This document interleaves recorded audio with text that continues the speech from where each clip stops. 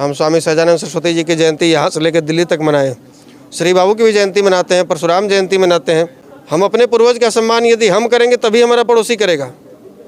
ये सवाल कौन करेगा कि आपने जो 10% आरक्षण दिया है उसमें आप हमारे प्रतियोगी परीक्षाओं में उम्र सीमा में छूट नहीं दे रहे हैं।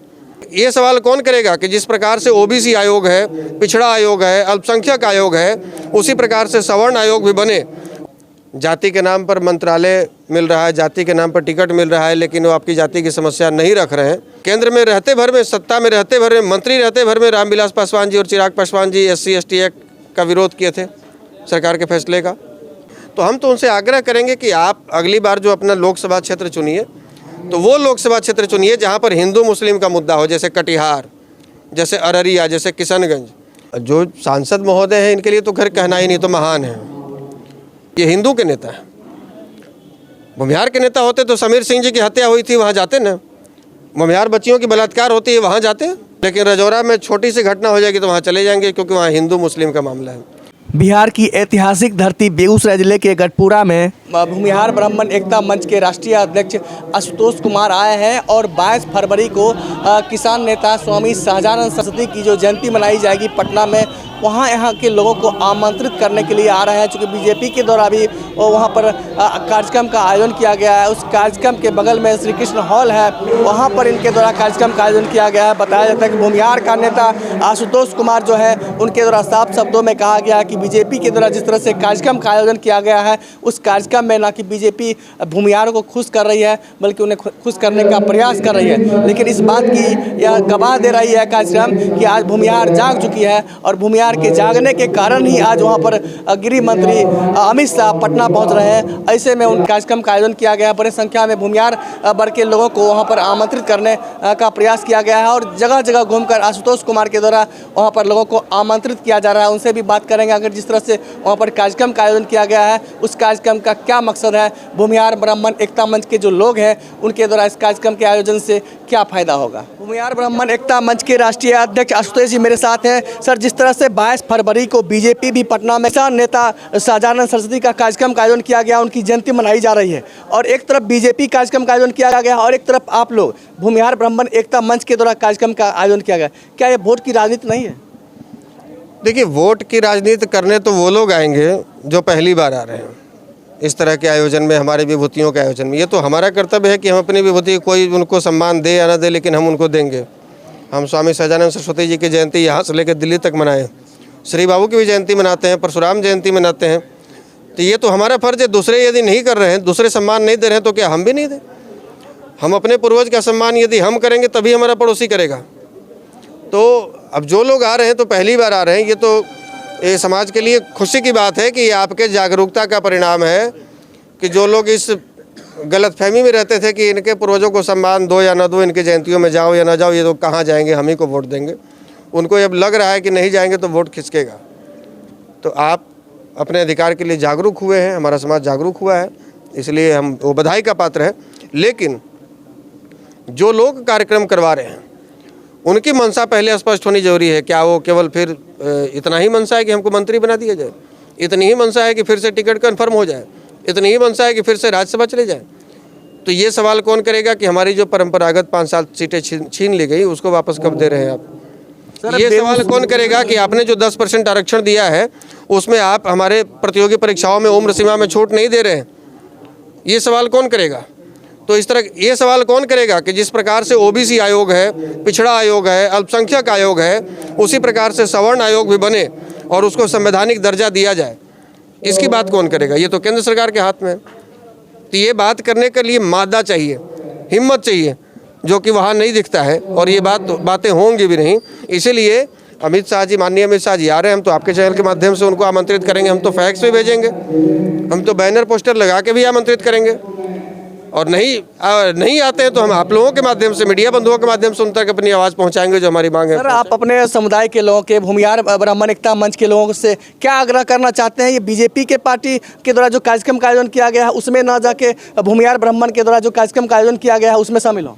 साफ साफ समझिए कि वो 9 जमींदारों का कार्यक्रम है जो आपका वोट लेकर और आज अरबपति बने हुए हैं जाति के नाम पर मंत्रालय मिल रहा है, जाति के नाम पर टिकट मिल रहा है, लेकिन वो आपकी जाति की समस्या नहीं रख रहे हैं। हालांकि केवल ये नहीं रखते तो बात अलग थी, सभी नहीं रखते तो बात अलग थी। तमाम जातियों के लोग अपनी अपनी बात कर रहे हैं, सब लोग कर रहा है। केंद्र में रहते भर में, सत्ता में रहते भर में, मंत्री रहते भर में रामविलास पासवान जी और चिराग पासवान जी SC/ST एक्ट का विरोध किए थे, सरकार के फैसले का, सुप्रीम कोर्ट के फैसले का, और सरकार को मजबूर किए थे। लेकिन आपके जो भी थे उनमें तो एक में भी हिम्मत ऐसे नहीं थी जो कह सके कि नहीं ये गलत चीज़ है। तो समाज केवल वोट लेने के समय और उसके अधिकार की जब बात करनी होगी तो कौन करेगा? रामदास अठावले, जीतन राम मांझी करेंगे क्या? आप ही कीजिएगा। सर, बिहार में जिस तरह से खासकर बेगूसराय में केंद्रीय मंत्री जो है वो भी भूमिहार बढ़ के आते हैं, राज्यसभा सांसद राकेश सिन्हा भी वो भी आते हैं। सर, उसके बावजूद भी उन पर क्या कटाक्ष कर रहे हैं? वो इस समुदाय के लिए, जाति के लिए क्या कर रहे हैं? देखिए, जो सांसद महोदय हैं इनके लिए तो खैर कहना ही नहीं, तो महान है। लेकिन सबसे बड़ी समस्या ये है कि ये भूमिहार के नेता नहीं है, ये हिंदू के नेता है। भूमिहार के नेता होते तो समीर सिंह जी की हत्या हुई थी, वहाँ जाते ना। भूमिहार बच्चियों की बलात्कार होती है, वहाँ जाते, सहानुभूति प्रकट करते। पप्पू देव को हाजत में पीट पीट कर मार दिया गया, वहाँ जाते। एक शब्द सुने हैं क्या? लेकिन रजौरा में छोटी सी घटना हो जाएगी तो वहाँ चले जाएंगे, क्योंकि वहाँ हिंदू मुस्लिम का मामला है। तो हम तो उनसे आग्रह करेंगे कि आप अगली बार जो अपना लोकसभा क्षेत्र चुनिए, तो वो लोकसभा क्षेत्र चुनिए जहाँ पर हिंदू मुस्लिम का मुद्दा हो, जैसे कटिहार, जैसे अररिया, जैसे किशनगंज, और वहाँ से चुनाव जीत कर दिखाइए, तब हम समझेंगे कि आप हिंदू के नेता हैं। तो आगामी जो लोकसभा चुनाव होगा, उस लोकसभा चुनाव में किसी पार्टी के साथ मिलकर आप चुनाव लड़ रहे हैं या फिर अकेले अपने दम पर चुनाव लड़ रहे हैं बिहार में? फिलहाल हम अपनी पार्टी को मजबूत कर रहे हैं, और बात की बात है आगे हमको जो सम्मान और जो सम्मान देगा, जो उचित भागीदारी देगा, हम उसके साथ में जाएंगे। सर, खासकर जहां आए हैं, ऐतिहासिक धरती रह गई है सिर्फ कहने के लिए गढ़पुरा में, लेकिन इस ऐतिहासिक धरती पर जो बिहार के प्रथम मुख्यमंत्री रहा करते थे डॉक्टर श्रीकृष्ण सिंह, उनके द्वारा यहाँ पर नमक कानून भंग किया गया और आज उनका जो स्थल उपेक्षा का शिकार है। देखिए, ये भी जिस भूमि पर हम लोग खड़े हैं, ये भी श्री बाबू के वंशजों द्वारा दान में दी गई ज़मीन पर ये बना हुआ है। सरकार ने तो इनको ठंडे बस्ते में इन तमाम नेताओं को हमारे डाल दिया, हमारे माननीयों को। मतलब ये जितना हो सकता है उपेक्षित करने का प्रयास किया गया, जितना हो सकता है इनके कार्यों को दबाने का, कुचलने का प्रयास किया गया। लेकिन हम लोग ऐसा होने नहीं देंगे। इनके द्वारा जो उल्लेखनीय कार्य किए गए हैं, हम लोग जनता के बीच में, जब तक हमारी रगों में खून दौड़ रहा है, हम लोग लोगों के बीच में पहुंचते रहेंगे और बिहार को बताएंगे कि श्री बाबू का क्या योगदान बिहार के लिए था, कैसे उन्होंने उद्योग धंधे यहाँ पर लगाए थे, कैसे उस समय बिहार देश का सबसे विकासशील राज्यों में था और आज बिहार की स्थिति क्या है। ये इनकी जो उपलब्धियाँ हैं हम लोगों को बताएंगे। और एक आपके चैनल के माध्यम से हम मांग करेंगे सरकार से, और जब भी मौका मिलेगा तो हम मिलकर भी मुख्यमंत्री जी से या और भी जो हमारे हैं उनसे हम कहेंगे। यदि कार्यक्रम में अमित शाह जी आते हैं, हमको आमंत्रित करेंगे, यदि आते हैं तो हम उनसे भी मांग रखेंगे कि दिनकर जी की ये भूमि है। दो मांग यहाँ पर है जो लगातार युवाओं के द्वारा उठ रहा है। एक मांग तो है कि दिनकर जी के नाम पर विश्वविद्यालय होना चाहिए, दिनकर विश्वविद्यालय, और दूसरा कि यहाँ देखते हैं यहाँ के युवाओं में खेल के प्रति बहुत रुचि है और काफ़ी प्रतिभावान लगते हैं। हमेशा कोई ना कोई टूर्नामेंट होते रहता है कुछ। तो हमारे तरफ से एक स्पेशल है कि बेगूसराय में दिनकर जी के नाम पर एक स्टेडियम बनना चाहिए जो कि वर्ल्ड लेवल का हो, जिसमें क्रिकेट मैच हो, जो T20 होता है या IPL होता है या इस तरह के, या दूसरे भी जो इंडोर गेम्स होते हैं वो सारा गेम हो। लेकिन एक बड़ा स्टेडियम दिनकर जी के नाम पर यहाँ बनना चाहिए। सर, बिहार में सरकार जातिगत जनगणना के आधार पर राजनीति तो नहीं कर रही है सर? राजनीति के लिए ही गणना कराई जा रही है। यदि कल्याण के भाव से कराया गया होता तो गरीबों की गणना होती कि इस राज्य में, इस देश में कितने गरीब हैं, उनकी गणना करो।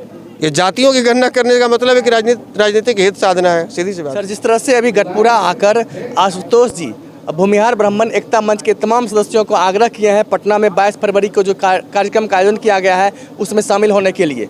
शाहजानंद सरस्वती जो किसान के नेता हुआ करते थे, उस कार्यक्रम में यहाँ के कितने संख्या में लोग आप लोग पटना पहुँच रहे हैं 22 फरवरी को? मिनिमम 200 गढ़पुरा से। और बेगूसराय जिले से कितने संख्या में लोग जाने की संभावना है? जिला की बात तो मैं नहीं कह सकता हूँ, लेकिन गढ़पुरा से 200 लोग जरूर जाएंगे। भूमिहार ब्राह्मण एकता मंच के राष्ट्रीय अध्यक्ष आशुतोष जी थे, जिन्होंने गढ़पुरा आकर इस ऐतिहासिक धरती पर पहुंचकर जो भूमिहार और ब्राह्मण एकता मंच के सदस्य हैं उनको आमंत्रित किए हैं। 22 फरवरी को पटना के श्री कृष्ण मेमोरियल हॉल में तमाम लोगों को आमंत्रित किए हैं। वहां किसान नेता शाहजानंद सरस्वती जी की जयंती है, उस जयंती के अवसर पर बगल के एक हॉल में बीजेपी के द्वारा भी कार्यक्रम का आयोजन किया गया है और श्री कृष्ण हॉल में भूमिहार ब्राह्मण एकता मंच के राष्ट्रीय अध्यक्ष के द्वारा आयोजित कार्यक्रम हुआ है, उसी में लोगों को आमंत्रित करने के लिए आए हैं। अब देखना है कि उस कार्यक्रम में कितने संख्या में लोग खासकर बेगूसराय जिला से पटना पहुंच पाते हैं और किसान नेता शाहजानंद सरस्वती की जयंती कितने अच्छे तरीके से मना पाते हैं। अगर आप मेरे चैनल को सब्सक्राइब नहीं किए हैं तो अभी सब्सक्राइब कीजिए। पब्लिक 24 न्यूज़ बिहार, मैं शशिकांत प्रसाद वर्मा, वीडियो जर्नलिस्ट सुनोज कुमार के साथ।